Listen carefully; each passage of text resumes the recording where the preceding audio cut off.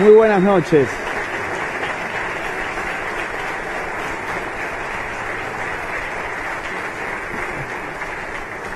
Muchas gracias a todos. Buenas noches, bienvenidos. Disculpen por la demora, pero hacer entrar a la gente se demoró un poco, fue un poco duro y complicado, pero vamos a empezar ya mismo. Gracias a las organizaciones que han estado detrás del evento, sobre todo Alejandra, mi amiga Alejandra, que la conozco ya desde el año 2017 y que fue además la coordinadora de la gira en México en general. Yo estoy en México desde el día 28 de febrero, recorriendo prácticamente una ciudad por día. En Mérida voy a estar 2, pero la regla ha sido prácticamente una ciudad por día, sin un solo día de descanso, así que también gracias por eso, Alejandra. Es un ritmo agotador. Ayer llegué a Mérida a las 2 de la mañana y hoy empezamos bien temprano ya con reuniones políticas y demás. Así que esta es la recta final, ya me vuelvo a mi casa el 22, creo que es el 22 de marzo. La casa seguimos para Cancún, pero mañana tenemos un taller en Mérida que va a estar muy bueno también. Seguramente algunos de ustedes vienen. No voy a hacer mucha introducción para no comer tiempo, dado que el tiempo es escaso y que hay mucho para hablar. Les voy a comentar en todo caso qué vamos a hablar hoy. En el año 2015, con Nicolás Márquez, empezamos a escribir un libro que se tituló El libro negro de la nueva izquierda. Ese libro tenía una tesis, trataba de mostrar cómo la izquierda estaba presentando una nueva máscara, una nueva careta, una nueva fisonomía, un nuevo discurso, nuevos sujetos políticos. Y predecíamos politológicamente ciertas cosas. Si la ciencia política quiere ser ciencia, tiene que tener una cierta capacidad predictiva, ¿no? Evidentemente no al nivel de las ciencias naturales, pero algo de predicción a veces hay que jugarse y tratar de hacer con los elementos del análisis político. Y nuestra predicción, de alguna manera, era que el feminismo iba a radicalizarse cada vez más, que el LGBT iba a volverse hegemónico y que el aborto iba a extenderse en todos nuestros países. El libro se publicó a mediados del año 2016. Nosotros, de hecho, vinimos a México por primera vez en el 2017 trayendo ese libro. Pasamos por Mérida, si mal no recuerdo, en esa misma gira en el 2017. Y en ese momento nuestros detractores nos criticaron mucho. Nos dijeron: ustedes son unos exagerados, unos paranoicos, unos alarmistas, quieren meter miedo en la gente, eso que ustedes llaman nueva izquierda no existe, esas feministas radicales son casos muy aislados, que no representan al feminismo contemporáneo en ningún sentido. Y además, para peor, eso es un fenómeno reducido a la Argentina, es reductible al caso argentino, porque claro, nosotros siendo argentinos teníamos sobre todo en vista el caso argentino. Y acá en México, sin ir más lejos, lo que nos dijeron en todas las ciudades donde pasábamos es que bueno, sí, hay algunas feministas un poco loquillas, pero están sobre todo en Argentina. Y eso no va a pasar en ningún otro lugar, mucho menos en México, un lugar tan cristiano, tan tradicional, con gente conservadora. 5 años más tarde, puedo decir que lamentablemente no nos equivocamos. Todas esas escenas que nos decían que correspondían solo a Argentina se replicaron acá también, y en todas partes. Y entonces, cuando ya era innegable el acierto del libro, cuando ya era innegable que la tesis del libro había sido correcta, y tuvimos que esperar varios años para poder reivindicarnos con el poder de los datos actuales, la crítica empezó a cambiar. Y la crítica pasó a ser otra. La crítica pasó a ser: ustedes no están proponiendo nada. La crítica fue: no proponen. es destructivo. No están diciendo cómo solucionar nada, ustedes simplemente están haciendo una crítica. Ya está. O sea, hacemos la crítica de la crítica. Ustedes critican y no proponen. Bueno, por ese motivo este año publiqué, hace un par de días nada más, un nuevo libro llamado La Batalla Cultural, cuyo subtítulo es Reflexiones críticas para una nueva derecha. Así como cuando hablamos sobre la nueva izquierda, puedo decir, a mi pesar, que lo que ese libro planteó ocurrió, espero en este caso que lo que planteé esta noche acá con ustedes y lo que se plantea en ese libro pueda ocurrir también, que es formar una nueva derecha. ¿Por dónde pasa la solución? La solución a un problema político es político también. Entonces, este nuevo libro presenta un análisis conceptual de qué es una batalla cultural, qué forma toma en nuestro mundo la cultura, cómo se ha convertido en el principal botín del poder y cómo una nueva derecha puede crearse en el mundo, y de hecho ya se está creando, para enfrentar los desafíos actuales. Entonces, hoy vamos a hablar un poquito de eso. Y el índice que vamos a marcar hoy es el siguiente.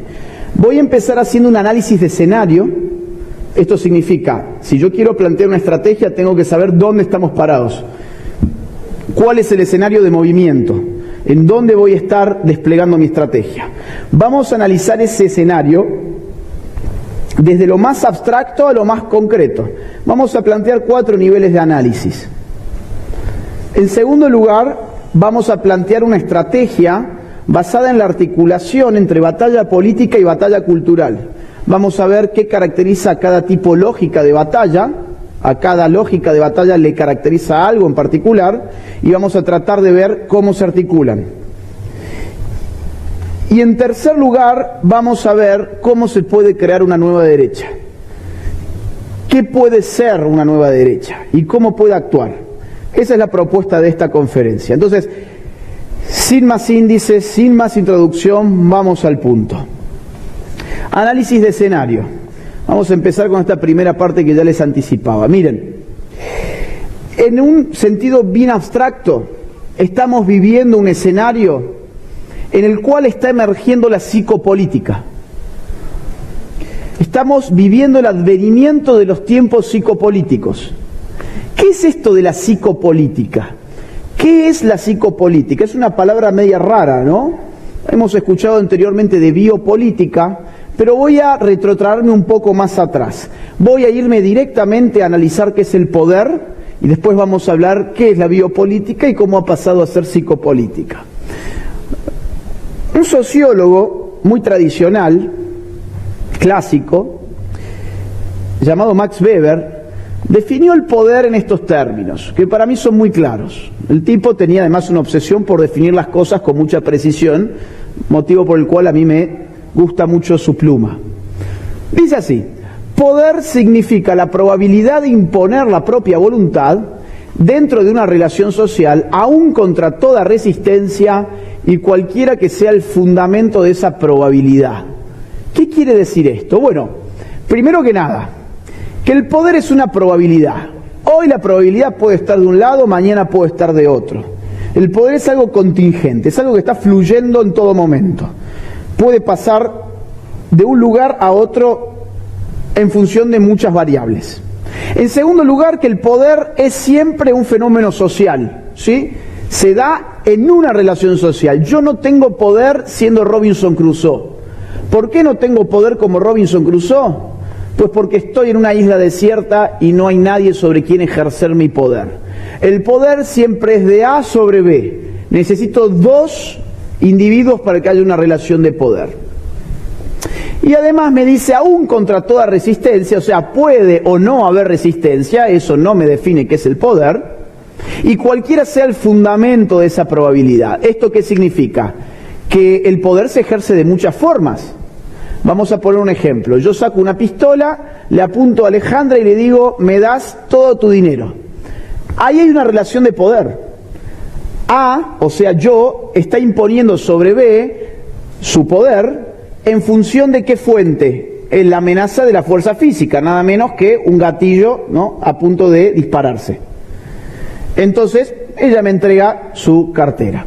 Habitualmente, hemos pensado el poder en términos de represión y de uso de la fuerza. Pero hay un filósofo, vamos a la próxima, hay un filósofo que en la segunda mitad del siglo XX va a estudiar el poder de una nueva manera. Este filósofo es muy conocido por cualquiera que haya estudiado ciencias sociales o humanidades.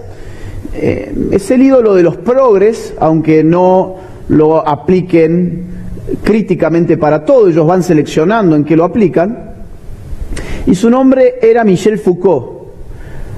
Probablemente es el filósofo contemporáneo más importante cuyos libros pueden encontrar en cualquier librería de montones. ¿Bien? Michel Foucault estudió muy bien el poder, es un autor muy interesante. Y él se da cuenta de que el poder ha sido siempre abordado con una óptica negativa, es decir, un poder que usa la fuerza. Por lo tanto, Foucault va a sostener lo siguiente: hay que cesar, o sea, hay que cesar de describir siempre los efectos del poder en términos negativos. Excluye, reprime, rechaza, censura, abstrae, disimula, oculta. De hecho, el poder produce realidad. Foucault va a decir, el poder no solamente es represivo, sino que también es productivo. Y la contracara del poder es el saber.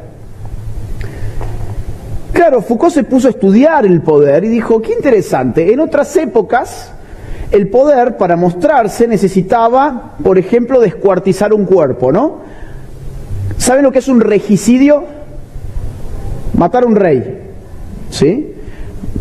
Él empieza una de sus obras más famosas contando qué le pasa a un tal Damiens en Francia que intenta cometer un regicidio. Se lo ata a 4 caballos, los caballos empiezan a tirar cada uno por su lado y el cuerpo empieza a desmembrarse. ¿Por qué el poder tiene que mostrarse de esa forma bruta? Porque no hay dispositivos de poder que puedan ser más sutiles.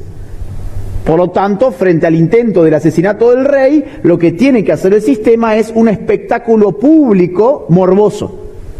Decirle a la gente, miren, vengan todos a la plaza, vamos a descuartizar a este tipo, esto es el poder. Se aplica con toda su fuerza sobre un individuo que intentó matar al rey. Entonces el próximo que quiera hacer lo mismo ya sabe lo que le va a pasar. ¿Sí? Pero en la modernidad, vamos a la próxima, en la modernidad, dice Foucault, el poder es mucho más sutil. El poder funciona de una manera mucho más sutil. El poder funciona como esta cárcel. Esta cárcel se llama panóptico. Fue diseñada por otro filósofo, pero inglés, llamado Jeremy Bentham, en el siglo XIX. ¿Bien? Y esta cárcel tiene una serie de particularidades que quiero que adviertan en la pantalla. No vayan a pensar que estoy divagando, ya vamos a ir conectando todos los puntos y se van a dar cuenta de dónde estoy yendo. La cárcel tiene una forma de anillo, 360 grados. En el centro tenemos una torre de vigilancia. Observen las celdas. Qué interesante, miren, las celdas están abiertas atrás, ¿no? O sea, entra la luz. ¿Para qué queremos que entre la luz en la celda? ¿Para qué piensa que queremos que entre la luz? Para observarlos, para mirarlos. ¿Desde dónde? Desde la torre de vigilancia. Esto está diseñado de tal manera que cada preso está individualizado en una celda, está incomunicado con el otro preso para evitar los efectos de contagio, los efectos de masa como un motín. Y necesitamos la luz, a diferencia del calabozo medieval. ¿Cómo el calabozo medieval? Oscuro. No queríamos verlo al tipo. Ahora, dice Foucault, en la modernidad el poder necesita mirar, necesita saber, necesita vigilar. ¿Dónde vamos a vigilar? En la torre de vigilancia. ¿Cómo hacemos en la torre de vigilancia para vigilar? Miren qué interesante, simplemente girando el cuerpo podemos mirar todas y cada una de las celdas, todas, girando el cuerpo. Ahora, desde las celdas no van a poder ver, por la arquitectura de la cárcel, no van a poder ver si hay alguien en la torre de vigilancia o no. Se va a internalizar el poder de tal manera que la autodisciplina va a ser automática. Foucault dice entonces, acá en el poder moderno lo podemos entender como una disociación, atiendan bien esto, como una disociación entre la capacidad de ver y la probabilidad de ser visto. ¿Sí? El vigilante ejerce un poder sobre el que es visto. Pero ¿qué ve el vigilante en el que es visto? sus comportamientos. ¿Y sus comportamientos dónde se manifiestan? En su cuerpo. ¿A qué hora se va a dormir el preso? ¿Qué come? ¿Qué lee? ¿Sí? ¿Qué está haciendo? ¿Hace ejercicio? ¿No hace ejercicio? ¿Sí? ¿Duerme la siesta? ¿No duerme la siesta? ¿Sí? Hay toda una vigilancia, pero que esa vigilancia se mira en el cuerpo. Eso se llama biopolítica. ¿Sí? Biopolítica. Pero este esquema de poder ya ha quedado viejo, y eso es donde yo quiero llegar. Porque la política hoy no solamente puede atrapar el comportamiento corporal, sino que puede atrapar el alma, en un sentido metafórico. Puede atrapar la psique. Puede empezar a saber cosas que desde la torre de vigilancia no se pueden saber. Vamos a la próxima. La psicopolítica es esto. Del panóptico pasamos a un esquema totalmente distinto de tecnología basada en Big Data y en imperativos de publicación, donde el individuo ya no está incomunicado de celda a celda, sino al revés, está empujado a comunicar, ¿sí? Y además esa comunicación implica una desinteriorización, un desnudamiento del alma, ¿para qué? ¿Para qué? Para que se generen datos. Nuestro sistema hoy funciona en base de datos. Big Data es un almacenamiento virtualmente infinito de datos acompañado por superprocesadores que tienen la capacidad de conectar muy rápidamente, ¿sí?, distintos datos y generar todo un perfil o toda una decisión que un guardia cárcel de ninguna manera podía hacer. Entonces, vamos a la próxima. Les voy a poner algunos ejemplos muy concretos. Axiom es una empresa de Big Data. Tiene datos de 2.500 millones de personas en el mundo. 2.500 millones de personas en el mundo. ¿Cuántos millones de personas hay en el mundo hoy? 7.800 más o menos. Más o menos. Bueno, una sola empresa comercializa datos de 2.500 millones de personas. Y ustedes pueden pensar, bueno, ¿y qué tiene eso de malo? Bueno, es un peligro porque esos datos no solamente pueden ser utilizados para predecir comportamientos comerciales, por ejemplo, u ofrecer productos comerciales, sino para hacer psicopolítica, para manipular, por ejemplo, campañas electorales. Vamos a la próxima. Ahora, no solamente hay un asunto cuantitativo, porque acá pareciera que es una cuestión de cantidad de datos lo que nos puede asustar en la psicopolítica, sino también la cualidad de los datos, el aspecto cualitativo de cuáles son los datos que se están generando. Esto es Emoshape, una empresa de inteligencia artificial. Mire lo que dice en su página web. Nosotros predecimos que los humanos hablarán más con máquinas sintientes que con otros seres humanos antes del final de este siglo. Antes del final de este siglo, las personas van a hablar más con, por ejemplo, Siri, ¿le suena? Alexa, Cortana, que con otros seres humanos. La emoción es una necesidad fundamental para los seres humanos.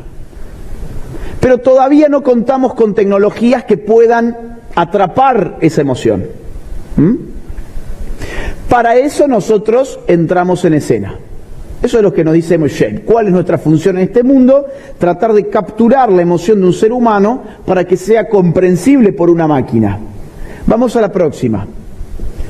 Y así se vende, de hecho. Permitimos, dice la segunda parte de la oración, permitimos a través de la inteligencia artificial el entendimiento emocional de una situación y a través de el razonamiento emocional se crea una decisión. ¿Para qué queremos entender la emoción a través de una inteligencia artificial? Para crear una decisión. Entonces supónganse ustedes, están hablando con su celular, con Siri, y por el tono de voz o por determinada publicación que yo acabo de hacer o porque la cámara ya es capaz de mirar ciertos rasgos faciales y interpretar a partir de ellos cuál es mi estado de ánimo, quizás sea una buena oportunidad, por ejemplo, para venderme un producto si entiende el sistema que yo estoy entusiasmado. ¿Cuál es mi estado de ánimo? Entusiasmado. Este es un buen momento para venderle un producto. Ahora, supónganse que yo me acabo de enterar que en Estados Unidos la inflación es muy alta. Yo soy norteamericano, supongamos, y yo estoy, digamos, ofuscado, ¿sí?, enojado con el actual gobierno. El sistema puede interpretar ese enojo y empezar a ponerme noticias positivas para modificar, ¿qué cosa? Mi estado de ánimo y mi percepción del gobierno. ¿Se dan cuenta que, digamos, esto puede ser realmente muy peligroso? Puede haber una manipulación más que significativa. Vamos a la próxima. Esto es lo que se viene, ¿eh? O sea, digamos, esto no es lo que se viene, esto ya existe. El problema es que todavía no está tan difundido, pero las cosas se difunden más rápido de lo que pensamos. Realize es una empresa de inteligencia artificial que ha sido financiada por la Comisión Europea. ¿Qué hace Realize? Es una cámara inteligente que mide, por ejemplo, tu comportamiento ocular, ¿sí?, la dilatación de tus pupilas, ciertas variables, por ejemplo, de tu ceño, de tu boca, de tu nariz, y a partir de eso interpreta tu emoción, interpreta tu estado de ánimo. ¿Qué le promete a los que compren eventualmente esta tecnología? Controlar la atención del usuario, su memoria y su comportamiento. En efecto, si yo tengo una persona que por los rasgos de su cara, la inteligencia artificial se da cuenta que estoy perdiendo su atención y yo necesito que esa persona esté totalmente atenta al mensaje que el gobierno le está pasando, puede, por ejemplo, no sé, sonar una alarma para que vuelva así. Obviamente son ejemplos burdos, esto es mucho más sutil. Puedo impactar sobre su memoria, puedo impactar sobre su comportamiento. Vamos a la próxima. La psicopolítica, y vamos a nuestro segundo escenario, se ha agudizado en tiempos de COVID. ¿Por qué se ha agudizado en la pandemia? Pues porque nuestra vida ha sido trasladada al dominio de una vida digital. Nuestra vida en general ha pasado al dominio de una vida digital. Ya vamos a analizar esto, pero primero vamos a hacer una pregunta. La gente se interroga, ¿esto es natural o es artificial? ¿El virus es natural o es artificial? Es la pregunta que hay que hacerse. ¿Lo que estamos viviendo es una pandemia o una plandemia? Ahora, lo cierto es que nosotros, por lo menos al mediano plazo, ni hablar al corto, no vamos, y quizás nunca, no vamos a tener una respuesta concreta. Las investigaciones están detenidas. ¿Por qué hay tanto interés en detener esas investigaciones? Muy simple. Si se descubriera que China es el responsable de esto y que ese virus es artificial, eso es un casus belli. Hay que ir a una guerra. Hay que ir a una guerra con China. Es decir, a ver, si esto fue producto del Partido Comunista Chino, no queda otra opción más que una guerra. Es decir, han atacado, eso es un ataque de guerra, a millones de personas, a cientos de millones de personas, más aún a miles de millones de personas en todo el mundo. Pero ¿qué pasa? El mundo hoy depende comercialmente de China, con lo cual una guerra con China es imposible. Generás una crisis económica mundial, cortás la cadena de suministros, no se puede. Hoy China domina comercialmente al mundo, por lo tanto hay gran interés en que nunca se vaya a saber si el virus fue natural o artificial. Ahora, mi sospecha, y esto ya lo aclaro como una sospecha subjetiva, personal, es que a mí se me hace muy raro que en la inmensidad del globo el virus vaya a aparecer justo a algunos kilómetros de los principales laboratorios biotecnológicos en Wuhan. Es decir, ¿por qué no apareció en Mérida? ¿Por qué no apareció en Argentina? ¿Por qué no apareció en Nigeria? ¿Por qué no apareció en cualquier otro país? No, justo a algunos kilómetros a través de un murciélago de una forma que nunca explicaron del todo concretamente? ¿Y por qué, por ejemplo, China, mientras estaba viviendo esto, mientras cerraba sus fronteras internas, abría sus fronteras internacionales? Interesante, ¿no? Digo, no pueden pasar de provincia a provincia china, pero ahí están los aeropuertos, tómense vuelos, váyanse al resto del mundo. Y Trump, que cierra las fronteras, es un xenófobo, es un racista, ¿no? Más aún, China logra con esto un resultado político inmejorable, que es que Estados Unidos pierda la posibilidad de tener una nueva gestión de Donald Trump, una segunda gestión de Donald Trump, que es precisamente el principal adversario de China. Y en su lugar que venga un viejito que ya está un poco senil, que es muy fácil de controlar, llamado Joe Biden. Y si uno ve incluso los indicadores económicos, termina de concluir que a China no le ha ido nada mal con todo esto. O sea, hay grandes motivos para sospechar, pero es una sospecha al fin. Ha habido una agudización de la psicopolítica porque nuestra vida ha pasado a ser una vida online. Hemos desplazado nuestro trabajo a la computadora, hemos pasado del colegio a Zoom, de la universidad al aula virtual. Hay personas que han concurrido a funerales a través de videollamadas, a nacimientos a través de videollamadas. Las relaciones sociales empezaron a darse en general a través de Internet.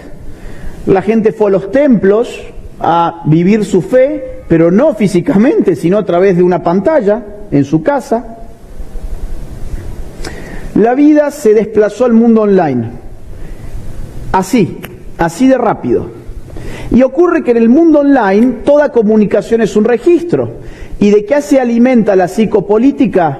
De los registros que damos en ese mundo online.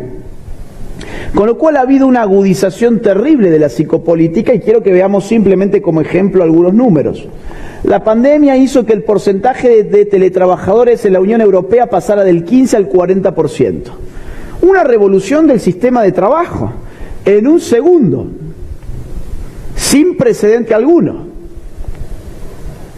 Se dispara 65% el uso de la telefonía móvil por la pandemia. Ya veníamos utilizando mucho el celular, pero ahora si no tenés celular no tenés vida social. Con lo cual hubo incluso un incremento más allá de lo que ya nos parecía que era elevado. En todos lados se suspendieron las clases en los colegios, en las universidades, y nos aseguraban de que el rendimiento académico no iba a bajar porque teníamos, gracias a Dios, Zoom. Y lo cierto es que ya están saliendo papers en importantes universidades de Estados Unidos, como el que ven en pantalla, donde las investigaciones demuestran claramente que ha ocurrido lo contrario. El nivel académico y pedagógico ha bajado terriblemente y ya venía bajando años anteriores. Incluso de lo que nunca han hablado de la pandemia, la salud mental. El suicidio, la pandemia silenciosa que se cobra más vida de jóvenes que el COVID. Hay más probabilidad de que un hombre que un joven se suicide a que muera de COVID. Ustedes recuerdan, digo, los medios tienen en general, no todos, pero en general, sobre todo los sistémicos, tienen una responsabilidad enorme en el impacto psicológico que esto ha generado en la gente. Depresión, angustia, estrés, desarrollo de trastornos obsesivos compulsivos, paranoias, suicidios. ¿Se acuerdan ustedes, por ejemplo, cuando nos ponían en medios de comunicación videos de chinitos que iban por la calle y tenían muertes súbitas? ¿Los han visto? Veíamos eso desde Occidente y decíamos, ¿qué está pasando? ¿De qué se trata este virus? Vemos unos chinitos caminando que de golpe se van al suelo, crematorios ambulantes por doquier. Aterrorizaron a la gente con una irresponsabilidad similar a la manera en que cubren hoy la guerra Rusia-Ucrania, que cuando empezó, muchos medios muy importantes ponían imágenes de un videojuego donde salía un misil y decía, empezó la guerra, empezaron los misiles. Y era un spot de un videojuego. No sé si lo vieron. Y esos son los medios que después dicen, la fake news de Internet, qué horror. ¿No? Aterrorizaron a la gente, la esclavizaron. Hegel, un filósofo alemán, trataba de comprender en qué consistía la esclavitud y cómo había surgido la esclavitud. La trataba de entender filosóficamente, no históricamente. Y para ello entabló una dialéctica muy conocida que se llama la dialéctica del amo y del esclavo. Y Hegel dice lo siguiente, bueno, yo imagino una situación en la cual dos hombres se enfrentan a muerte y uno tiene miedo a morir. Uno tiene tanto miedo a morir que prefiere ser un hombre vivo, esclavo, antes que ser un hombre muerto, libre. Así aparece la esclavitud en la dialéctica de Hegel, ¿no? Claro, porque si el que es esclavo, en vez de haberse arrodillado y haber suplicado por su vida, simplemente ponía la cabeza y se terminaba el asunto, estábamos frente a un hombre libre muerto. Pero él elige la esclavitud por el miedo a la muerte. ¿De qué te habla eso? De muchas cosas. ¿Pero de qué te habla eso hoy? De que la muerte es el principal sentimiento político. Que el miedo es el principal factor de manipulación que tiene la política. Por eso Hobbes, ¿de qué hace depender el Estado moderno? Del miedo. La política siempre acude primero al miedo y su segunda arma es el entusiasmo. Son los dos sentimientos políticos primarios. Ahora, el miedo está primero que todo. Y empezamos al Estado por miedo a otorgarle durante la pandemia, y fíjense el miedo que teníamos, es decir, yo entiendo que acá han muerto mucha gente, ¿sí?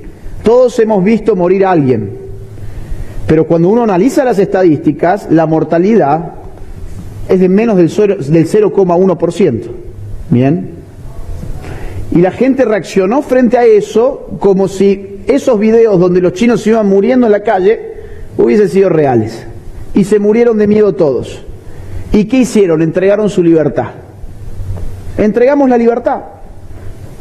Hay países que están peor, hay países que están mejor. Argentina fue un horror. México, debo decir, aunque no me agrade mucho por situaciones que por el artículo 33 no puedo mencionar ahora,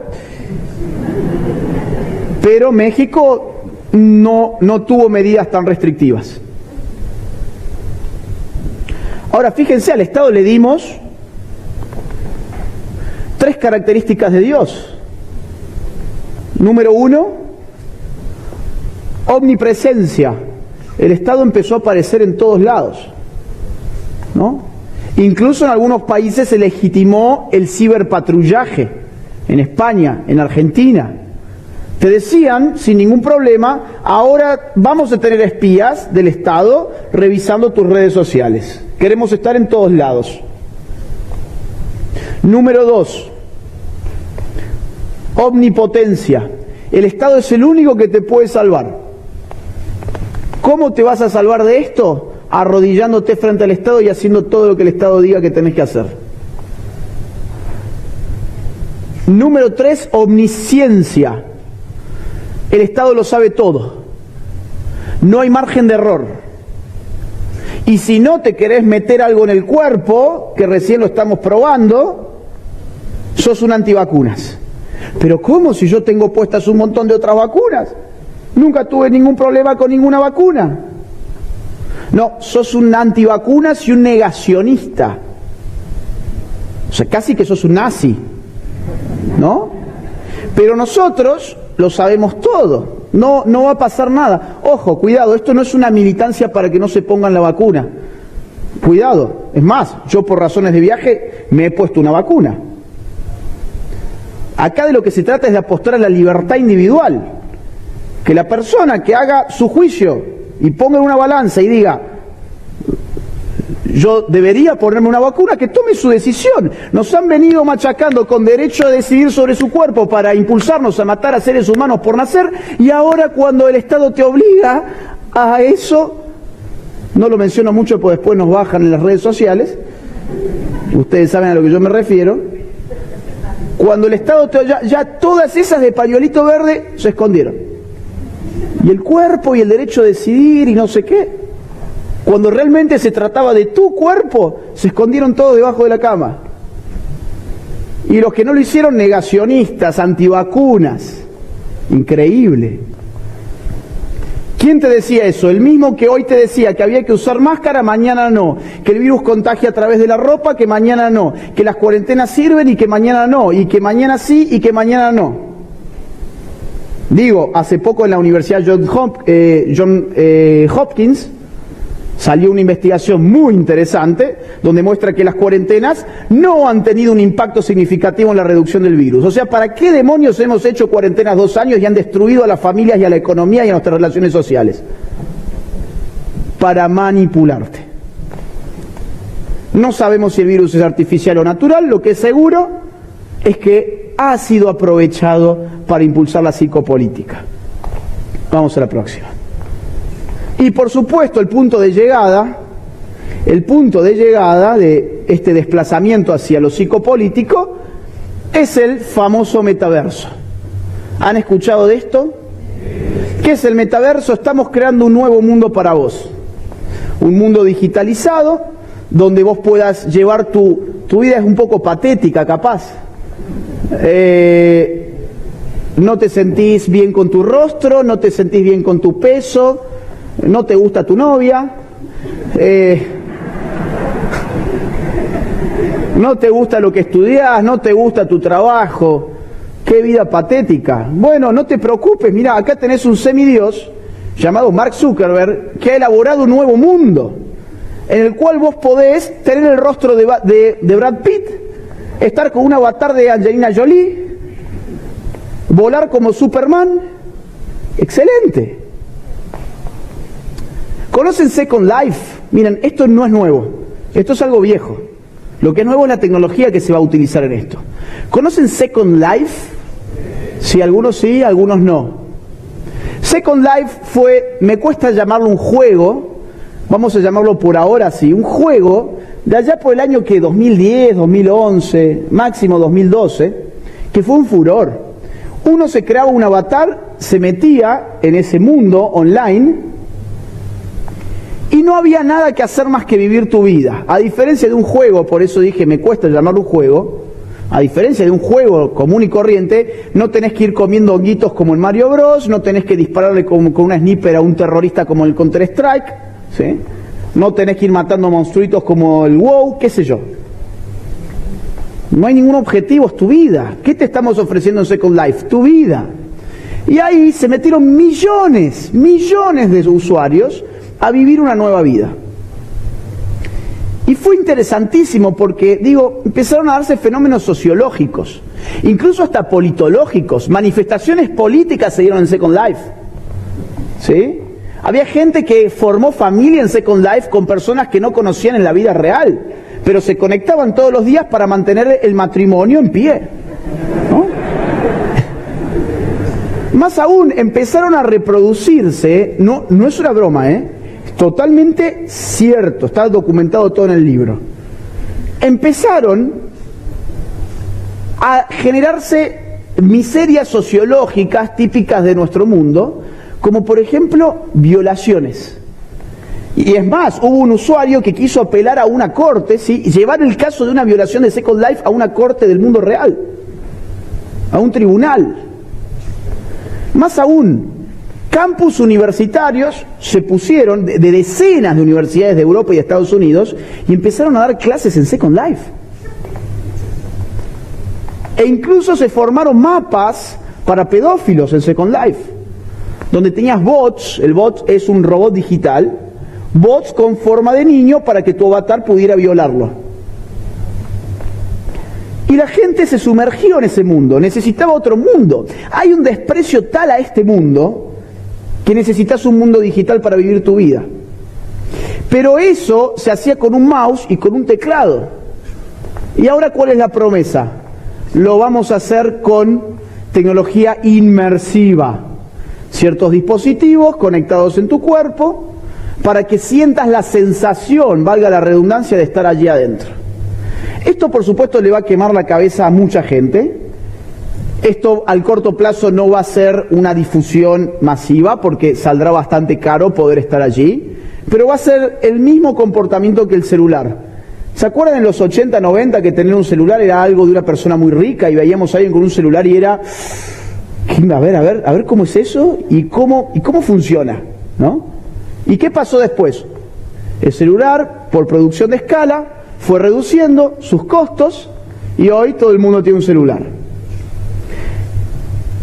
Y este mundo, que no fue creado por nosotros y se rige bajo ciertas leyes que ustedes le pueden poner el nombre que quieran, leyes de la naturaleza, leyes divinas, lo que ustedes quieran, es muy distinto de ese mundo donde tiene un semidios, que es su creador.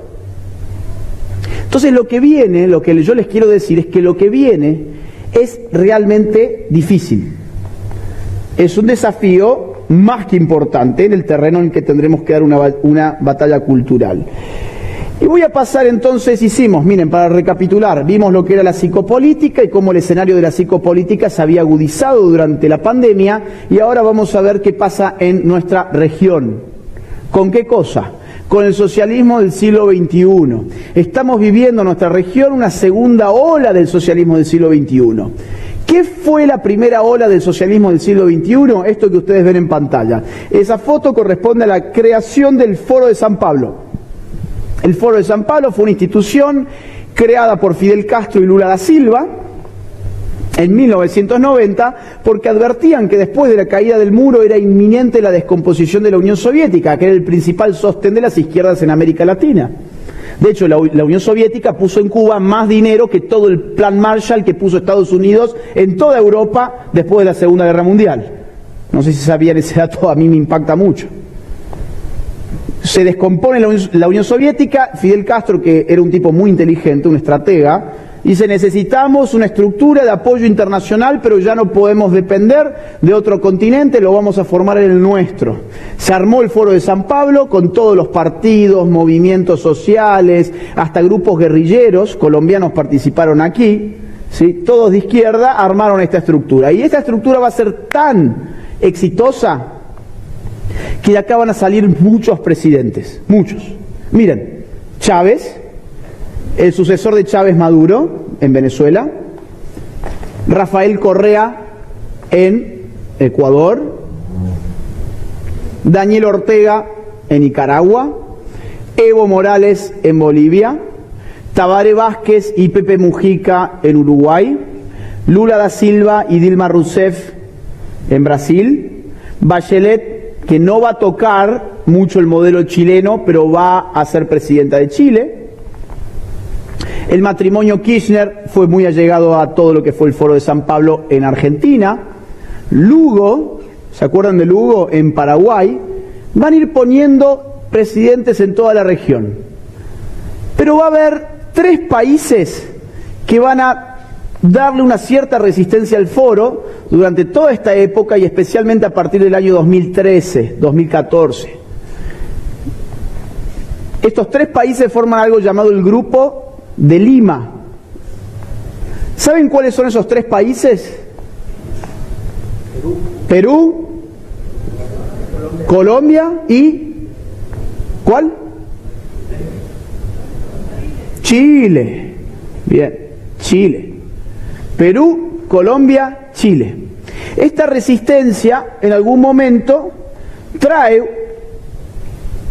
malos años para el socialismo del siglo XXI, da sus frutos, y a partir del año 2015 sobre todo empezamos a ver cómo el poder del foro empieza a decaer, ¿sí?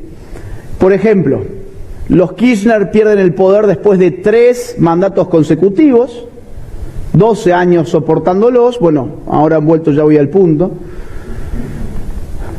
Poquito más tarde, Sebastián Piñera va a ganar en Chile, Bolsonaro en Brasil, Lula termina preso, Fidel Castro muere, la dictadura de Maduro ya es indefendible en cualquier nivel y en cualquier foro. Llega Donald Trump a Estados Unidos en el año 2016, Gana el candidato de Uribe en Colombia, Duque. Todo parece que el Foro de San Pablo y el socialismo del siglo XXI se está apagando. Por eso, en julio del año 2019, se van a volver a juntar para refundar, o mejor dicho, para fundar algo que sustituya el papel que cumplía antes el Foro. Eso se va a fundar acá en México. Claro, digamos, con el gobierno actual era una buena plaza para poder fundarlo. Se va a fundar en Puebla y se llama el Grupo de Puebla. Quien lo va a liderar en ese momento va a ser Alberto Fernández, quien ya se sabe que va a ganar la presidencia en Argentina, por eso se lo elige como el líder del Grupo de Puebla. Ya hemos tenido elecciones primarias en Argentina y ya se sabe que es imposible que Macri le gane. Pasa a ser él el líder y es acompañado por Dilma Rousseff, bueno, por toda la izquierda, por Evo Morales, etcétera. Y para octubre de ese año ya empiezan las revueltas. Un punto que me olvidé de decirles importante. En esta caída del socialismo del siglo XXI hubo un hecho muy importante, que fue que Lenín Moreno, presidente de Ecuador puesto por Rafael Correa, traiciona a Correa y Correa tiene que huir a Bélgica porque es acusado de corrupción. Empiezan entonces revueltas a partir de octubre, que fueron anticipadas por OEA al gobierno de Piñera en Chile, por ejemplo. Se le anticipó, van a empezar estas revueltas que están dirigidas desde afuera. Aumentaron 4 centavos de dólar el boleto del metro y explotó Chile. Eso desencadena finalmente en una convención constituyente, una nueva constitución para Chile. 4 centavos de dólar del metro, ¿sí? En Ecuador, revuelta indígena, también en octubre del 19. Revuelta indígena.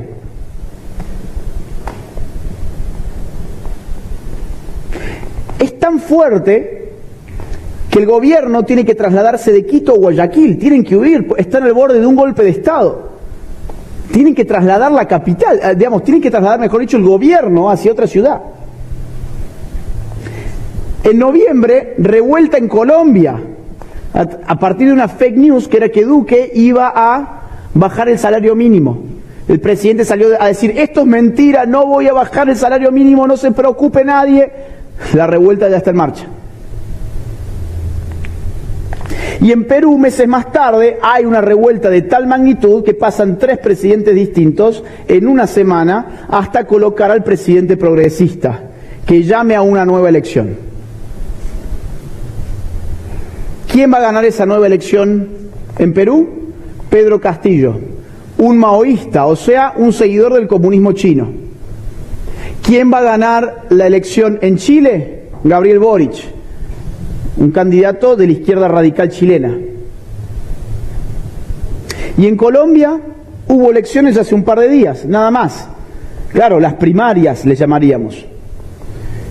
El primero de la lista en esas primarias, el primero, digamos, en cantidad de votos, más de 5 millones para Petro, el candidato de la izquierda asociada a la guerrilla. ¿Sí? El segundo, ¿cuánto tuvo? Un poquito más de 2 millones. Está bien difícil el panorama colombiano. Les vuelvo a preguntar, ¿cuáles eran los países que no habían sido capturados por el socialismo del siglo XXI? Perú, Chile, Colombia. El mapa, vamos a la próxima. Hoy nos queda, próxima por favor, nos queda así, hoy, se está poniendo rojo. Es muy probable que esto se ponga rojo en breve. Y este año también hay elecciones acá, donde han liberado a Lula. Y Lula es el único que puede enfrentar a Bolsonaro, pero en vez de estar haciendo campaña en Brasil, ¿qué hace? Viajó a Argentina, vino a México. ¿Qué hace haciendo una campaña en México y en Argentina? Entiendan la seña.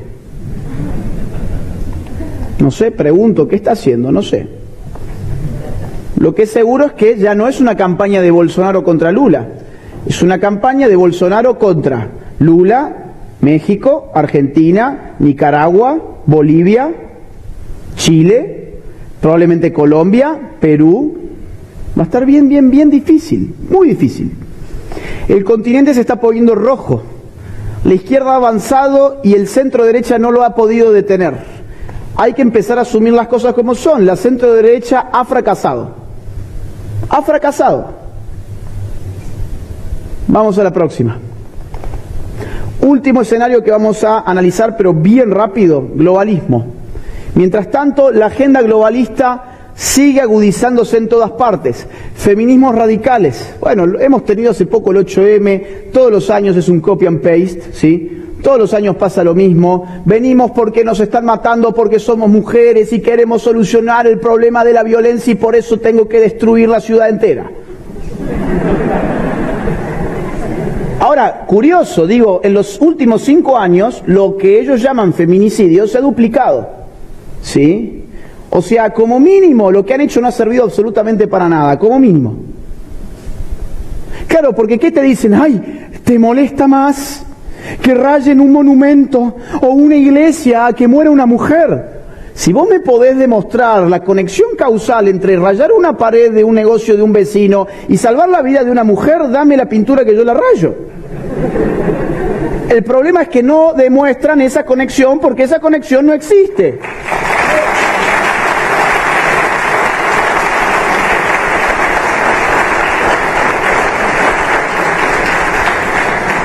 Miren, yo sé que acá muchos se pueden enojar, muchos se pueden ofender.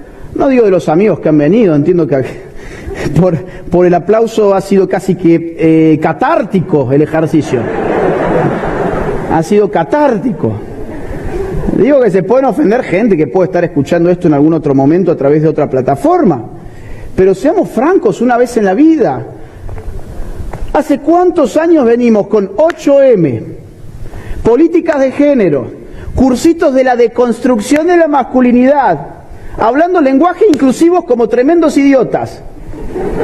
¿Hace cuánto venimos poniéndole más y más dinero todos los años a las políticas de género y a todos esos parásitos inútiles que están en nuestros gobiernos y que no sirven para nada? ¿Hace cuánto? ¿Y qué resultados han tenido? ¡Ninguno! Lo que ellos mismos llaman feminicidios se duplicaron en México, aumentaron en Argentina, aumentaron en España, aumentaron en los países que más han aplicado estas políticas. Entonces, que no nos vengan a decir de que ellos van a marchar porque les preocupa que las mujeres mueran. Porque acá se aplica lo que dice Einstein, ¿eh? Un estúpido es aquel que siempre hace lo mismo y espera resultados distintos. Si yo tuviese un interés real por la mujer, voy a una manifestación, reviento la ciudad y mi interés es real por la mujer, ¿qué hago? Me pongo a monitorear cómo esa actividad a la cual yo participé tuvo un efecto sobre el problema que quiero solucionar. ¿Ustedes se piensan que las que van a las marchas después hacen ese ejercicio intelectual? No lo hacen porque no les interesa. La marcha del 8M es una excusa para la selfie. Tiene tanto valor como la selfie, es decir, no sirve para nada pero da likes. Eso es la marcha del 8M y hay que empezar a decirlo de una buena vez, porque no están ayudando a la mujer. Ahora, el misógino soy yo, el que odia a la mujer soy yo. ¿Por qué? Porque no apoyo una marcha que no sirve para nada. Miren, 3.500 mujeres se mueren de hambre en México, todos los años. ¿Ustedes escucharon algo de eso en la marcha? Desde el año 2010 al año 2020, las muertes de mujeres por cáncer de mama pasó de 5.000 a 7.500. Con lo que se puede prevenir además el cáncer de mama a través de políticas públicas. Muertes por cáncer de útero, 4.003 el último año. ¿Ustedes escuchan alguna vez estos problemas? No, el problema es los micromachismos, que si el hombre te abre la puerta del auto, que en abstracto nos están matando. Ok, yo estoy de acuerdo, hay un problema real en que hay violencia contra la mujer, vamos a resolverlo, pero no me digas que lo estás resolviendo cuando rayas la pared, porque me estás tomando de tonto. Y encima me estás cobrando más impuestos para pagarte la vida. Aborto. El aborto, digamos, configura en verdad un plan de control de la natalidad, ¿sí? Eso es el aborto realmente. Ahora, la conferencia no va a ser sobre esto, entonces yo no voy a profundizar en esto. ¿Por qué hay tanta desesperación por el aborto? Porque sirve para reducir la natalidad. Esa es la pura verdad. Todo el resto es humo. Ustedes no se vayan a pensar que esto es un asunto de pañuelos verdes haciendo una revolución. No. Esto es que hay una orden muy clara de la ONU en ciertas agendas, del Cairo 1994, Agenda 2030 es la más actual de todas, donde es claro que hay que legalizar el aborto para reducir la natalidad. Ese es el punto. Ese es el punto real. Ahora, están aprovechando la pandemia para dar pasos agigantados. En Argentina legalizaron el aborto no antes de la pandemia, después, porque no pudo el movimiento Pro Vida salir a marchar masivamente. Acá en México se ha legalizado el aborto o despenalizado en distintos estados muy rápidamente durante la pandemia. En Colombia acaba de despenalizarse el aborto hasta la semana 24 de gestación, 6 meses de gestación. En Ecuador lo mismo, despenalización del aborto. El asunto LGBT a la orden del día, no voy a entrar ahora en esto, y el asunto de la migración descontrolada, por supuesto, que afecta sobre todo a otros países, aunque acá también tienen problemas migratorios desde Centroamérica, pero afecta a países, por ejemplo, europeos como España. No voy a meterme ahora más con estas últimas dos agendas porque tenemos que avanzar un poquito más. Vamos a hacer unas consideraciones estratégicas. Ese es el escenario, ¿sí? Vamos a la próxima. Acá hay que tratar de articular dos lógicas distintas, la batalla cultural con la batalla política. Vamos a empezar a tratar de definir la batalla cultural. ¿Qué es la cultura para entender que es una batalla cultural? Bueno, podemos decirlo de forma muy sucinta, en el libro yo le dedico casi 100 páginas al punto, pero vamos a decirlo de forma muy sucinta de la siguiente manera.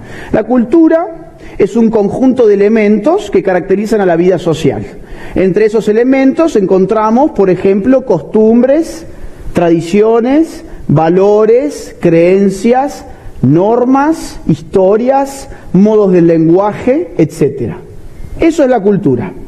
¿Qué es una batalla cultural?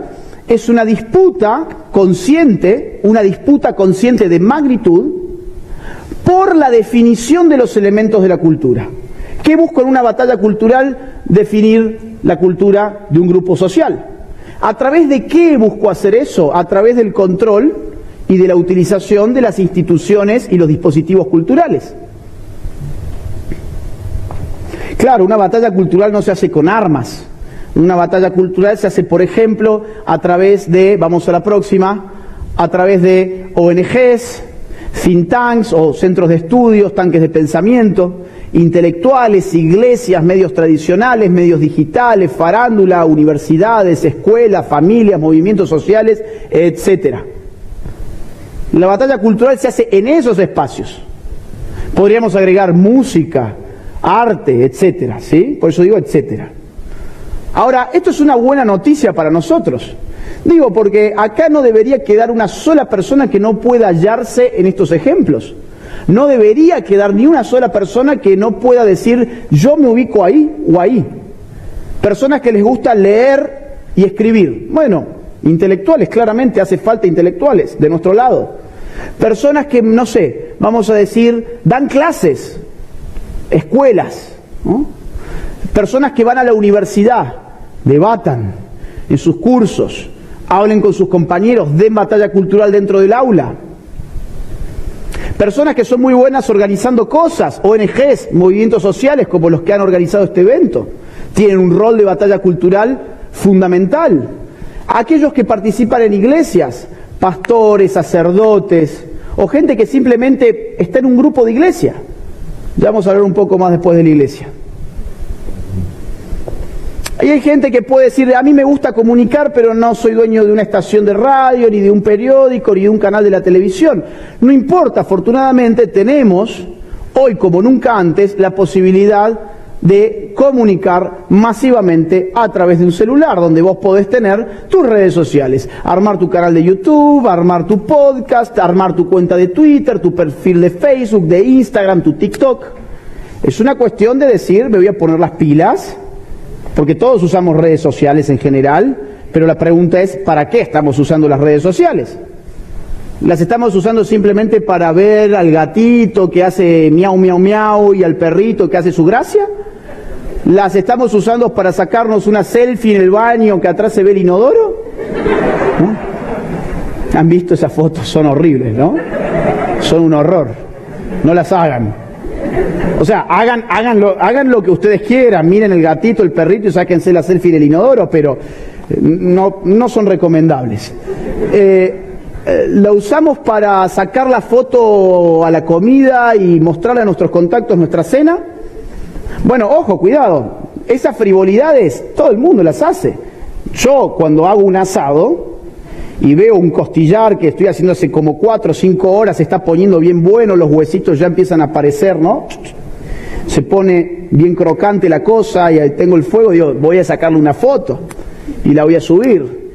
Y además, como hago micromilitancia, le hago con Photoshop la cara de Greta Thunberg, ¿no? Y pongo la comensal estrella de la jornada, ¿no? Entonces digo, hay gente que sabe hacer memes, bienvenidos. Entonces, bueno, hay gente que capaz que no puede hacer nada de esto, pero miren, familias, tienen familias. Tengo hijos, hermanos, parientes, doy la batalla cultural ahí adentro. La batalla cultural, lo que les quiero decir, es algo que nos compete a todos. Hoy ya no hay excusas. Podíamos tener excusas en la época en que apareció la imprenta y había un par de libros distribuidos por allí, y para poder publicar un libro era una cosa imposible, y no había estas conferencias, y no había Twitter, y no había Facebook. Podíamos incluso hacernos los tontos, no sé, en la época del cine, fines del siglo XIX, donde para aparecer tenías que ser un actor de cine, había muy pocos además, ser un productor o un guionista. Podíamos hacernos los tontos en la época de la radio, principios del siglo XX, cuando necesitabas tu estación de radio. Podíamos todavía hacernos los tontos durante la era de la televisión, pero todas esas eras ya han pasado. Hoy todos podemos dar batalla cultural. Vamos a la próxima. El problema es que no basta con la batalla cultural. Si no unimos batalla cultural con una lógica de batalla política, corremos un grave riesgo, que es el siguiente. Hemos más o menos entendido qué es una batalla cultural. ¿Qué es una batalla política? Sería lo siguiente. Bueno, en democracia, la batalla política es una competencia por el voto del pueblo. ¿Sí? Una batalla política por recibir más votos. ¿Quién gana una elección? ¿Quién recibe más votos?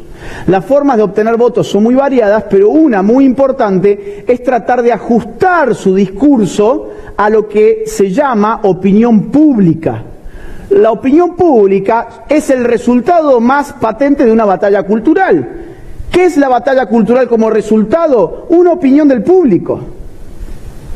Y el político en campaña, que quiere ganar votos, no tiene que decir cosas que desagraden a la opinión pública. Al contrario, tiene que rendirle pleitesía si él quiere recibir los votos. Por lo tanto, cuando damos batalla cultural, tenemos una injerencia muy clara en el proceso político electoral. Pero ocurre que quienes dan batalla política pueden muy bien terminar engañándonos. Porque en la campaña te pueden decir, sí, vamos, yo soy pro vida, y una vez que tengo el poder, ya no soy pro vida.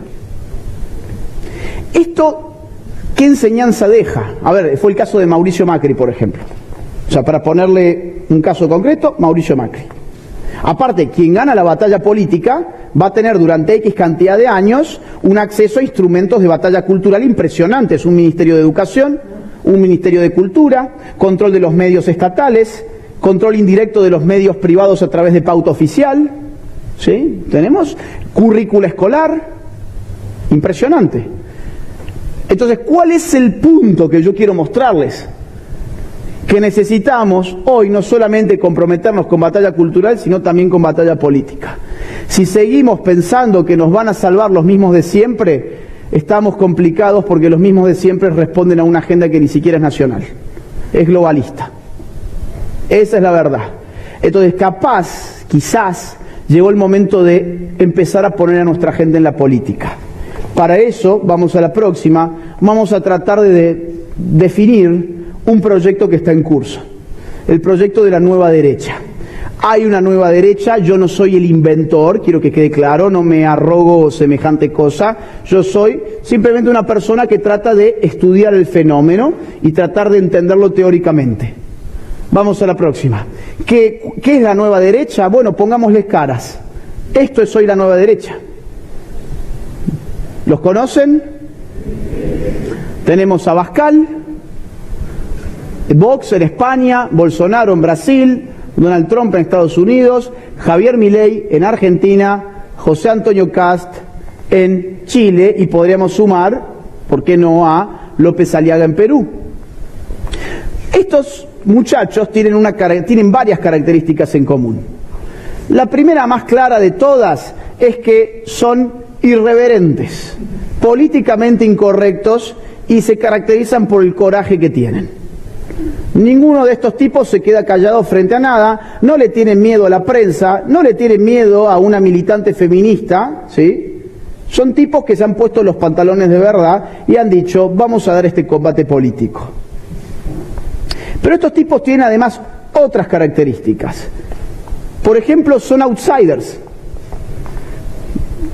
Abascal es una persona que surgió, no se sabe muy bien de dónde, tenía una participación en el PP en algún momento, y aparece el tipo, funda un partido político y en 5 años se convierte en la tercera fuerza de España.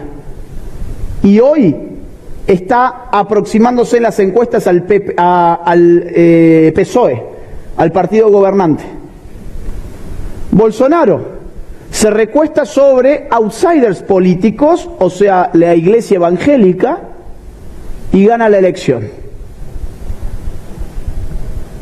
Donald Trump es un outsider dentro del Partido Republicano. Todo el mundo en el año 2015 se mofaba de este sujeto payasesco, jaja, mirá qué ridículo, piensa que va a ser candidato, ganó las internas y terminó ganándole a Hillary Clinton.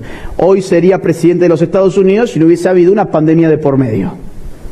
Y si hoy las elecciones en Estados Unidos se realizaran, este tipo gana. Javier Milei, un economista, ¿sí?, que empieza a ser reconocido por sus ataques de nervios en los canales de la televisión y por su peluca, que no es peluca, es pelo real. Crea el año pasado un partido político y hoy es la tercera fuerza en Argentina.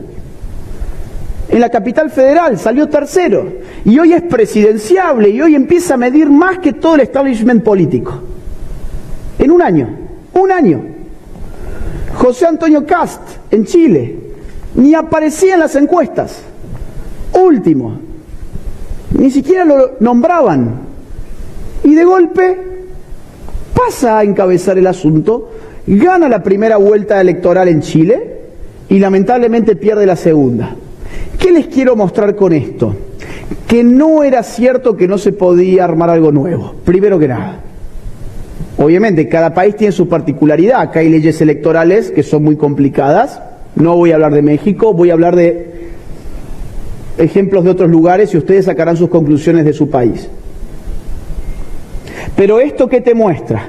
Te muestra tres cosas. Número 1, es el tiempo de los outsiders.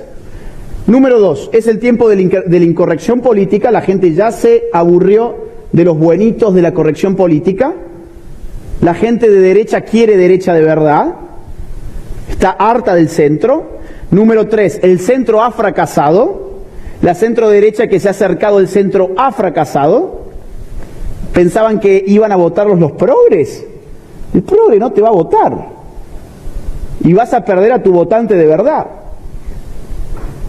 Y número 4, estos tipos están creciendo en todas partes. Vamos a la próxima. Hay que discutir algunos temas de esta nueva derecha. Identidad, número 1. Próxima. Primero que nada, ¿por qué derecha y por qué nueva? Vamos por lo primero. ¿Por qué no derecha? ¿Cuál es el problema? ¿Cuál es el tabú? ¿Cuál es el closet? Ya que se habla, hay que salir del closet. Bueno, salgamos del closet los de la derecha. De una vez.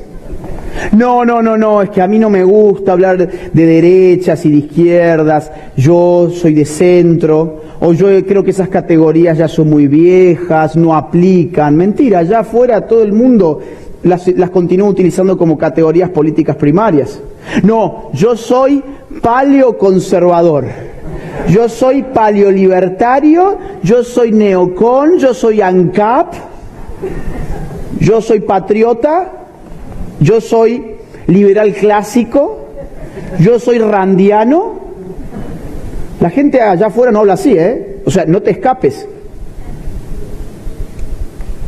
No, pero derecha e izquierda son dos polos muy simples y el mundo es muy complejo. Precisamente, como el mundo es muy complejo, la función de derecha e izquierda es simplificar el mundo. La función es precisamente que para las personas que no estudian las ideas políticas puedan elaborar un mapa muy simple en su cabeza de cuáles son las alternativas ideológicas.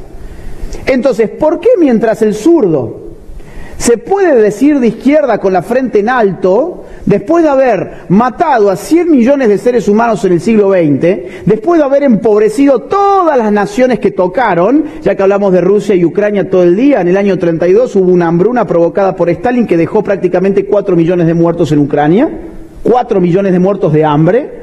Tenemos el caso de Venezuela en las narices, un pueblo riquísimo en petróleo, que camina sobre petróleo, el 96% de esa gente es pobre. Tenemos la isla cárcel de Cuba para constatar la violación sistemática de los derechos humanos y a las libertades fundamentales, una isla en que la gente ni siquiera puede salir, tiene que armar balsas y lanzarse a su suerte a ver si llega a la costa de Florida. Y los zurdos pueden tener la frente en alto, pueden ir con la camiseta del Che Guevara, pueden decirse, sí, somos de izquierdas. Y la gente de la derecha, muerta de vergüenza, muerta de miedo. Entonces, ¿por qué no de derecha? ¿Por qué no rehabilitamos la palabra derecha de una buena vez? En vez de estar buscando motes por ahí que la gente ni entiende. Pero ¿por qué nueva? Vamos a la próxima. ¿Por qué nueva? Miren, ¿por qué nueva? Porque la nueva derecha implica una separación. Implica una separación y un distanciamiento respecto de las viejas derechas. Si la derecha quiere ser nueva, si la nueva derecha quiere ser nueva, tiene que plantear una fractura con la vieja derecha. Eso es lo que ha pasado en todos los ejemplos que yo les mencioné. Milei es una fractura respecto de Macri. Vox es una fractura respecto del PP. Trump es una fractura respecto del establishment del Partido Republicano. Kast es una fractura respecto del piñerismo. Y así sucesivamente. López Aliaga es una fractura respecto del fujimorismo. Nuevo contexto. Hay un nuevo contexto, lo hemos analizado. La nueva derecha comprende ese contexto. Les voy a poner un ejemplo. La victoria de Trump del año 2016 no se explica sin, por ejemplo, la guerra memética que hubo en ese momento, la guerra de memes. Eso tuvo un influjo muy importante. La derecha, la nueva derecha sabe usar muy bien las redes sociales. De la misma manera no se explica su derrota del 2019 sin una pandemia de por medio. Ahora, la vieja centro derecha no entiende el contexto. No entiende el contexto de los asuntos políticos en agenda. Es globalista, está rogando que se le acepte dentro del club feminista, está posando de dar cursitos de lenguaje inclusivo. No entiende el contexto, no le interesa la cultura. Lo único que le interesa a la vieja centro derecha es continuar manteniendo algún carguito político y salvar como mucho el sistema de propiedad. Nuevos medios, hay nuevos medios, como les decía, que hay que aprender a usar, y la nueva derecha sabe que no dispone de los medios hegemónicos y por eso las nuevas derechas se han formado en guerras de guerrillas digitales. Y hay una nueva articulación. ¿Qué significa una nueva articulación? ¿A quiénes vamos a considerar dentro de lo que podríamos llamar nueva derecha? ¿Quiénes pueden articular esta nueva identidad?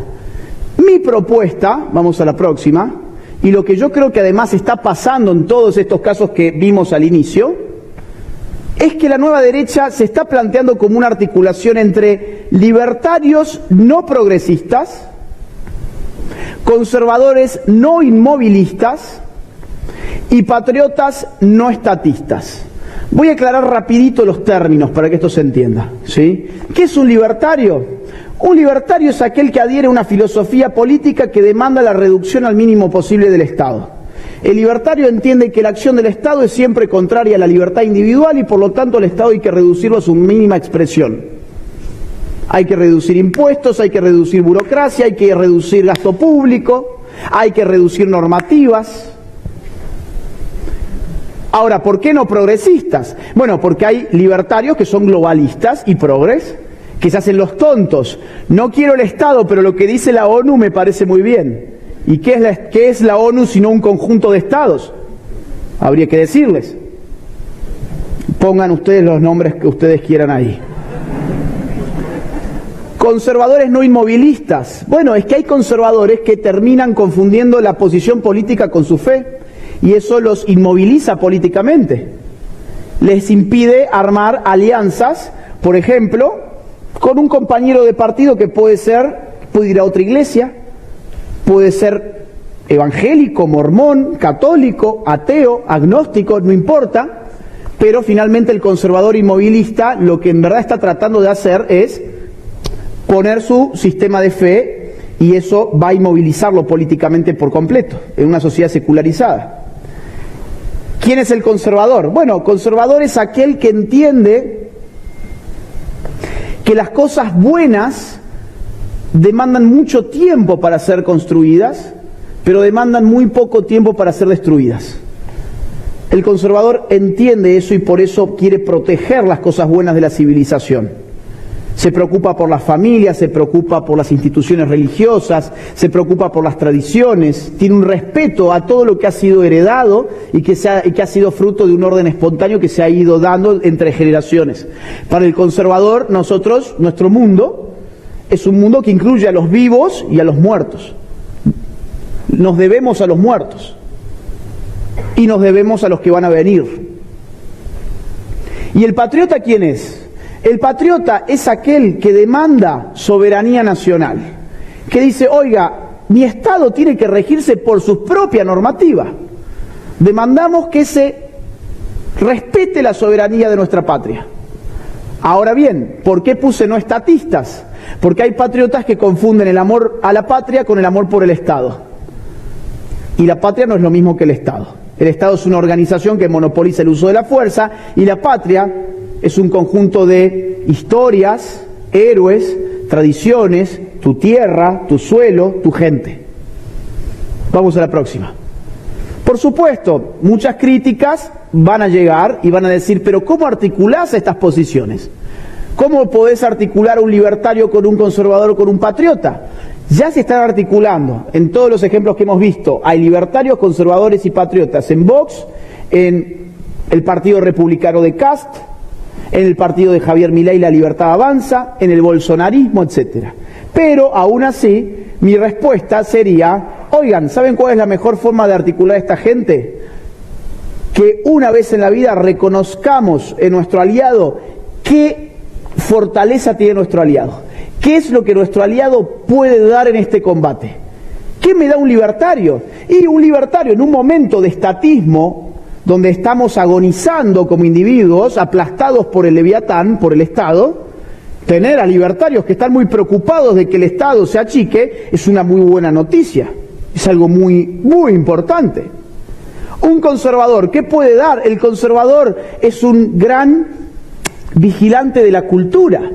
El conservador entiende, a mi juicio, la batalla cultural mejor que nadie. ¿Por qué? Porque el conservador va viendo cómo se degradan las instituciones tradicionales y es el primero en advertir, acá hay un riesgo, allá hay otro riesgo. No es casualidad que los riesgos acusados sobre el feminismo hayan venido en primer lugar de movimientos conservadores, o los riesgos vinculados a la política abortista o a la política antifamilia. Y los patriotas, bueno, los patriotas en un momento de globalismo como el que vivimos tienen algo muy importante para dar, que es que son los que mejor entienden las astucias de la agenda globalista. Ah, mira, la Agenda 2030, vamos a estudiar eso. ¿Qué es eso? ¿Qué es esta conferencia de ONU? ¿Cómo está actuando la OMS? ¿Cómo se está financiando esto desde afuera? Y empiezan a dar esa lucha. Entonces, ¿cómo articular a estos sectores? Reconociendo qué tiene mi aliado para dar. Pero como es una articulación y no una alianza, hay una diferencia muy importante entre articulación y alianza. La alianza es, nos damos las manos pero somos distintos. La articulación es, nos damos la mano y empezamos a mezclarnos. Empezamos a adoptar cosas que son propios del otro y sin darnos cuenta, empezar a combatir ya como un bloque y no como un rompecabezas. Vamos a la próxima. Vamos a la próxima. Va a haber ciertas patologías políticas que va a haber que superar. Voy a dar 2 ahora nada más. Próxima. El economicismo es una fundamental. La vieja centro-derecha cobarde ha pensado que mientras ellos podían mantener la economía funcionando bien, la izquierda no iba a ser más que un movimiento de hippies rompiendo las pelotas en una universidad de filosofía y letras, en una facultad de filosofía y letras. Ay, bueno, no importa, a ver, dame a mí el Ministerio de Economía, quédate con los libros, con las escuelas, con las universidades, con los medios, no me importa. Si la economía funciona bien y mi gente puede todos los años cambiar su iPhone, van a saber que la izquierda es muy perversa y que nosotros funcionamos bien. Bueno, miren, eso no pasó. Ejemplo claro, Chile. Ejemplo claro, Chile. Chile fue la economía más saludable de la región. Por eso hablan del milagro chileno, ¿sí? Por ejemplo. Ahora, Chile, que tenía el PBI per cápita más alto de América Latina, no tenía inflación, no tenía problemas de desempleo, la inversión extranjera era impresionante, había un dinamismo del mercado muy importante. Bueno, Chile terminó cambiando su constitución, terminó con un presidente comunista. ¿Por qué? ¿Porque hubo una crisis del sistema capitalista? No, porque le hicieron una guerra cultural, le lavaron la cabeza a las nuevas generaciones que fueron las que determinaron finalmente todos esos cambios. Perdieron la batalla cultural. Vamos a la próxima y a la próxima. Ahí. La segunda patología que hay que evitar es el religiosismo. ¿Qué es el religiosismo? Ya algo adelantábamos. Es cuando nosotros confundimos la política con la fe. Pero esto tiene 2 vertientes. ¿Cómo vengo con el tiempo? ¿Puedo seguir un poquito? ¿O tengo que acelerar así? 9:15. Bueno, más o menos tengo unos 15 minutos más, ¿sí? Miren, el religiosismo tiene 2 vertientes.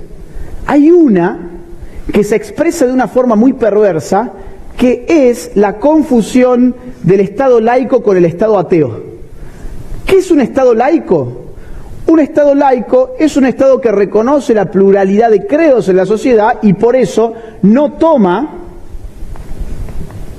partido. No toma partido religioso. Dice, esto es un asunto trascendental, yo soy una institución mundana, ustedes crean en lo que quieran, yo estoy afuera de esta discusión. Un Estado ateo sí que toma partido religioso, porque el ateísmo es una posición respecto de la religión. Y el Estado ateo, a diferencia del Estado laico, es el que te dice, si vos crees en Dios, sos un ciudadano de segunda. Si vos crees en Dios, no podés hablar de política. Si vos crees en Dios, todo tu ámbito de existencia son las 4 paredes del templo. Y nuestra gente se lo ha creído. Y nuestra gente ha salido de la política por eso. Nuestra gente ha dejado de preocuparse por la política de eso y después se terminan quejando de que legalizan el aborto. ¿Quiénes? Los políticos. Ahora bien, la otra forma de religiosismo es el otro extremo. Es decir, no, la política tiene que solapar y confundirse perfectamente con mi religión. ¿Qué debería ser una nueva derecha según este vicio? La doctrina social de la Iglesia Católica, por ejemplo. Y uno dice, bueno, no, pará, porque en la nueva derecha puede haber gente que no sea católica. En la nueva derecha puede haber evangélicos, pueden haber agnósticos, pueden haber mormones, pueden haber ateos. Porque si no, en verdad estamos, digamos, haciendo un partido de la Iglesia, y eso no va a funcionar. Miren, les voy a poner un ejemplo de religiosismo. Plinio Correa de Oliveira, fundador de la TFP, un contrarrevolucionario de pura cepa, muy interesante por cierto, muy aguerrido, escribió un libro muy famoso llamado Revolución y Contrarrevolución, y él decía lo siguiente: el ideal de la contrarrevolución es, pues, restaurar y promover la cultura y la civilización católicas. El elemento fundamental de la cultura católica es la visión del universo elaborada según la doctrina de la Iglesia. Eso a mí no me permite armar un partido político. No me permite armar ni siquiera un movimiento político. Eso me permite armar un grupo que se junte a rezar el rosario, por ejemplo. Pero no me permite nada más. Hoy, tal como está el mundo, no me permite nada más. Y ese tipo de vicios nos lleva a cometer errores muy graves, que tienen que ver con, en lugar de darnos la mano entre evangélicos, católicos, mormones, agnósticos, ateos, porque podemos coincidir en defender la vida, la familia, las libertades individuales, en reducir el Estado, en luchar contra el globalismo. En vez de poner eso por encima de todo, ponemos por encima de todo a ver si él venera a la Virgen o si él no lo hace. Vamos a la próxima. Tabúes y prejuicios a superar. Queda poco, queda poco. Populismo. Teóricos de pacotilla, por supuesto, nos han vendido que el populismo era una ideología política. El populismo no es una ideología política, el populismo es una forma del discurso político. ¿Qué es el populismo? Es tratar de darle un contenido a esa entidad ficcional que se llama pueblo. ¿Por qué? Porque nada menos que el sistema democrático depende de que exista algo llamado pueblo. Pero el pueblo siempre es un recorte. El pueblo nunca es una totalidad, el pueblo siempre es un recorte. Si yo tengo que nombrar al pueblo, tengo que dar características del pueblo y siempre va a haber gente que se va a quedar fuera de ese pueblo. Eso es el populismo. Decir, por ejemplo, el pueblo mexicano son aquellos que trabajan honradamente, que respetan a sus vecinos, que aman a sus mujeres, que educan a sus niños, que viven su vida con honestidad, con esfuerzo. Eso es un discurso populista. ¿Por qué? Porque estoy nombrando al pueblo, estoy estableciendo sus características. El populismo puede ser de izquierdas o de derechas. Yo puedo decir, el pueblo es la combinación de los homosexuales que están siendo reprimidos, el lobby LGBT, las feministas, los indígenas, esto y lo otro, que es lo que ha venido haciendo la izquierda populista. Y frente a eso la derecha, ¿qué ha hecho? Ay, no, son populistas, qué horror. No, vos tenés que hacer lo mismo, pero al revés. Tenés que tratar vos de nombrar al pueblo. Claro, es que pasa que en la centro derecha siempre ha habido un tufillo muy aristocrático, muy incluso a veces oligárquico, elitista. Uno piensa en derecha y se imagina un empresario medio gordo con su habano y con un whisky Blue Label, ¿no? Bueno, esto es la nueva derecha. Javier Milei recorriendo los barrios más peligrosos y más pobres de Buenos Aires, la Villa 31. Ahora, ¿a qué iba? Porque podemos confundir populismo con clientelismo. Clientelismo es que yo te doy cosas para que vos me votes. ¿Saben qué iba a hacer Milei? A dar clases de economía. Se metió en las villas miserias a dar clases de economía y llenaba. Y los pobres iban a escucharlo hablar de economía. Se ha subestimado mucho al pobre desde la derecha. Se ha pensado que el pobre simplemente quería vivir de subsidios y no quería trabajar, y eso no es así. Hay muchas personas que están desesperadas, no porque el Estado les siga dando sus subsidios, sino por vivir una vida con dignidad. Entonces, una persona que va a la villa y dice, voy a enseñarles economía, no solamente es bien recibida, sino que donde más está siendo votada la nueva derecha es en los barrios más bajos. Donde ganó Javier Milei fue, por ejemplo, en ese lugar, en las clases más bajas. Donde ganó Kast, en las clases más bajas de Chile. Donde ganó Bolsonaro, en las clases más bajas de Brasil, que quieren seguridad. Donde gana Trump, en los rednecks. Donde gana Vox, últimamente en los sectores obreros, por ejemplo. Hay un cambio del clivaje de clase. Son las clases altas, son los hijos de las clases altas los que están votando a la izquierda, porque sus padres lo dejaron mucho tiempo con la niñera y después lo pusieron en la universidad. Y les quemaron la cabeza. ¿Quién le dio el triunfo a Boric? Los hijos de las clases altas de las grandes metrópolis de Chile. Esto está está recontra confirmado, ¿eh? ¿Quién vota a PSOE y a Podemos en España? Las clases altas. Vamos a la próxima. Hay que superar el individualismo. Miren, yo viajo mucho, voy a todas partes de América Latina, también de España, y en todos lados es una regla común. Hay muchos grupos pro vida, pro familia, pro libertades individuales, y todos están peleados. No se soporta, no se puede ni ver. La otra vez, en esta gira, estaba en una ciudad que ya no recuerdo cuál era, creo que era Querétaro, y viene una mujer en la parte de las fotos y la firma del libro, y me dice, me vine desde Chiapas. Ah, le digo, pero si yo estuve en Chiapas hace 3 días, ¿por qué no fuiste ahí? No, porque lo organizó Jorgito. ¿Y te viniste a Querétaro por eso? No lo podía creer. Pero miren, eso es más que frecuente. Yo voy a un lugar y me dicen, no, mirá, mi anfitrión, ¿no? Me dice, mirá, ese otro anfitrión que vas a tener o que has tenido es esto, lo otro, aquello, y se sospecha que tal cosa. Voy con el otro y no, mirá, aquel otro es esto. Y hay después, no, celos.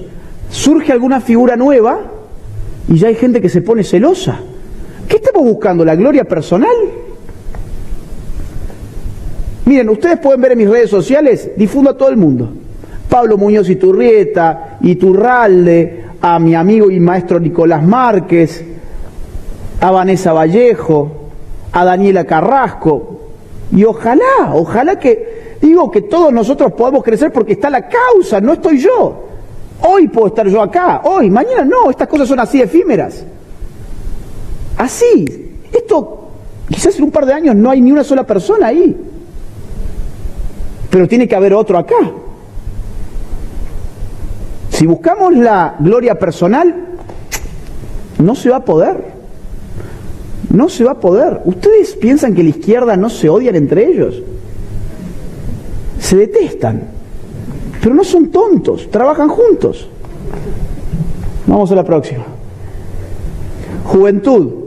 ¿Cómo hacer para atraer a la juventud? Las nuevas derechas están atrayendo jóvenes por doquier. Piensen ustedes en Milei. Hace pocos días yo lo organicé, porque yo a veces estoy del otro lado del mostrador. Organizamos con, en verdad, Agustín Spachesi y otra gente, la llegada de Milei a Córdoba. 10.000 personas, el 90% eran jóvenes menores de 30 años. 10.000 personas. Están los videos. ¿Cómo hacemos para atraer a los jóvenes? Basta de buenismo. Basta de, no, prudente, no digas esto. No digas aquello. No seamos tan ofensivos. Seamos buenos con nuestros enemigos mientras ellos nos aplastan la cabeza. ¿No? Digo, hay universidades, no voy a dar nombres, pero hay universidades de acá, ¿sí?, que por ejemplo no se animaron a dar, a prestarnos, afines, muy afines, no se animaron a prestarnos un auditorio porque presuntamente tenían goteras. En Puebla nos cancelaron una universidad que se suponía que era amiga. No, es que las feministas nos van a venir a rayar la pared. ¿Así te pensás que le vas a ganar a esa gente? O sea, o empezás a mostrar los dientes, o fuiste. ¿Para qué tenés una universidad si ya no podés dar tus valores?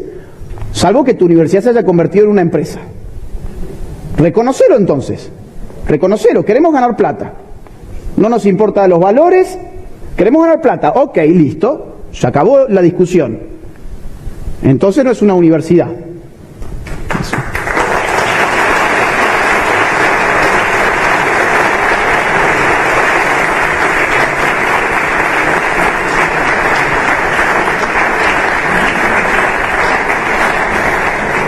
Por eso se pierden a los jóvenes. Por eso están perdiendo a todos los jóvenes. Si no le das épica, si no hay épica, si tanto te preocupa que te vayan a hacer un rayoncito, ¿vos te pensás que a un joven le va a traer tu propuesta? Le vas a parecer un pusilánime. Vamos a la próxima. Formación, la nueva derecha tiene que ser culta. Para dar una batalla cultural hay que apostar a primero cultivarse uno mismo. ¿Sí? Y para cultivarse uno mismo tiene que apostar a decir, bueno, le voy a dar un tiempo de mi día, 1 hora por día, a formarme, a tomar un curso, a leer, a la lectura. Hay conferencias que son gratuitas, que son públicas, están subidas en internet. Libros. Tenemos libros, por suerte, ahora estamos empezando a tener. Entonces nosotros no podemos dar una batalla cultural si no empezamos cultivándonos. Ay no, pero pasa que yo no tengo tiempo. Ah, sí, no tenés tiempo. Miren, a ver, el día dura 24 horas. ¿Cuánto dura una jornada laboral? Estamos así, 8 horas, ¿sí? Algunos más, algunos menos, 8 horas. ¿Cuánto duermen por día? Voy a ser muy bueno, yo estoy durmiendo 4 horas estos días, pero vamos a dar el doble. 8 horas, 8 horas. 8 más 8, 16, me quedan 8 horas libres. Bueno, tengo que llevar a los chicos al colegio, tengo que desplazarme hacia el trabajo, tengo que ir al baño, tengo que hacer de comer, bien, tengo que hacer de comer, tengo que comer. Bueno, y ahí se te fueron 8 horas. Bueno, también tengo que ver la serie de Netflix. Y si el capítulo además terminó bueno, me veo el próximo. Y además tengo que ver TikTok. El gatito, el perrito, el bebito. Qué divertido. ¿Saben cuánto tiempo gastamos en América Latina por día usando redes sociales? Para nada. 3 horas 43 minutos. En promedio por día. Y ustedes me dicen que no hay 1 hora para decir, me voy a sentar tranquilo, me hago un té, un café, lo que sea, una cervecita también puede ser, y me pongo a leer un libro, ¿no? Me formo. Si no hay formación, no hay batalla cultural, olvídense de eso. Vamos a la próxima. Ya terminamos. Vamos una más. Terminamos en esta. Bueno, vamos a la anterior. Quiero decir una sola cosa de esto. Nos habían asegurado que corriéndonos al centro íbamos a evitar el triunfo de la izquierda. La centro derecha cobarde dijo que no, que había que aceptar toda la agenda cultural de la izquierda, toda. LGBT, feminismo, abortismo, había que abrazar todo eso porque, bueno, porque ya estaba bien, ya no podíamos hacer nada. Y que esa era la mejor forma para no perder votos y para evitar que la izquierda radical ganara. Hemos visto recién un mapa y hemos visto cómo todo se está poniendo rojo. Con lo cual, la centro derecha ha fracasado. Finalizo con esta. Hay que apostar a largo plazo. No vamos a mentirnos entre nosotros. Vienen tiempos de cachetazos. Vamos a recibir muchos cachetazos en los tiempos que vienen. Vamos a ver cómo el aborto se va a ir legalizando en muchos otros estados. Vamos a ir viendo cómo cada 8M sigue lo mismo y las muertes de las mujeres siguen ocurriendo y eso sigue alimentando la misma rueda porque es un círculo vicioso. ¿Sí? A más muertes de mujeres necesitamos más 8M. A más 8M no solucionamos las muertes de las mujeres y se multiplican y así vamos avanzando en una rueda de hámster. Vamos a recibir cachetazos por doquier. La agenda globalista va a seguir inyectando mucho dinero a todos estos grupos. Eso va a pasar al corto plazo. ¿Por qué? Porque ellos han sembrado hacia el largo plazo, pero ellos sembraron hace 30 años. Ellos hoy están recibiendo los frutos que han sembrado hace mucho tiempo y han pasado 3 décadas esperando estos frutos. Y nosotros tenemos que esperar, si empezamos a sembrar de una buena vez, tenemos que apuntar al mediano y a largo plazo para empezar a ver nuestros frutos. Pero para eso cada uno tiene que empezar poniendo lo suyo. Para eso hay que despertar de una buena vez. Para eso hay que cambiar la estrategia de una buena vez porque no ha servido lo que se ha hecho. Para eso hay que apostar por un movimiento de nueva derecha que de una buena vez se ponga los pantalones para enfrentar a las izquierdas globalistas progresistas que están destruyendo nuestras patrias por doquier. Porque si empezamos a sembrar hoy, quizás en algunas décadas empecemos a ver, o menos quizás, miren Vox, ya está viendo, en 5 años. Mire Milei, en 1 año. Es decir, no necesariamente acá hay que esperar décadas, pero sí hay que empezar a sembrar. Y espero yo que esta conferencia sirva para que acá en Mérida también ustedes empiecen a sembrar en este sentido. Gracias.